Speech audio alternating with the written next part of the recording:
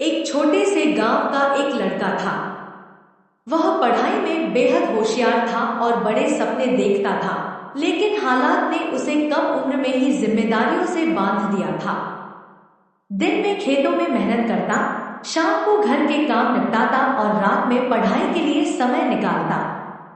उसकी मेहनत देखकर गांव वालों को भरोसा था कि वह 12वीं की परीक्षा में टॉप करेगा। फिर परीक्षा का वक्त आया। लड़के ने दिल से मेहनत की, लेकिन जब रिजल्ट आया तो एक विषय में वह फेल हो गया। इस नतीजे ने उसके सपनों पर एक झटका दिया।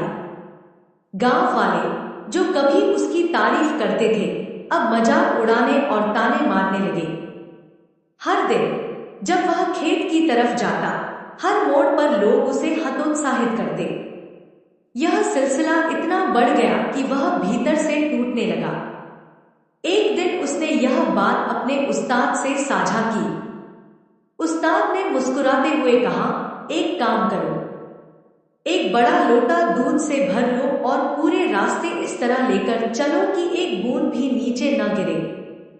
लड़के ने ऐसा ही किया। अगली सुबह वह लोटा दूध से भरकर उसी रास्ते से निकला। उसका ध्यान सिर्फ उस लोटे पर था। उसकी चाल, उसकी नजर, सब कुछ उस दूध को गिरने से बचाने में लगा था। जब वह खेत पहुंचा तो उसने महसूस किया कि रास्ते में किसी ने क्या कहा, उसने कुछ सुना ही नहीं। ताने और बातें सब जैसे बैकग्राउंड में गायब हो गई थी। लड़के ने अपने उस्ताद से कहा, उस्ताद जी, आज मैं समझ गया। लोगों की बातें मुझे तभी प्रभावित करती थी जब मेरा ध्यान उनसे हटकर उनकी तरफ जाता था, लेकिन जब मेरा फोकस अपने काम पर था तो कुछ भी मायने नहीं रखा। उस्ताद ने कहा, यही जिंदगी का राज है।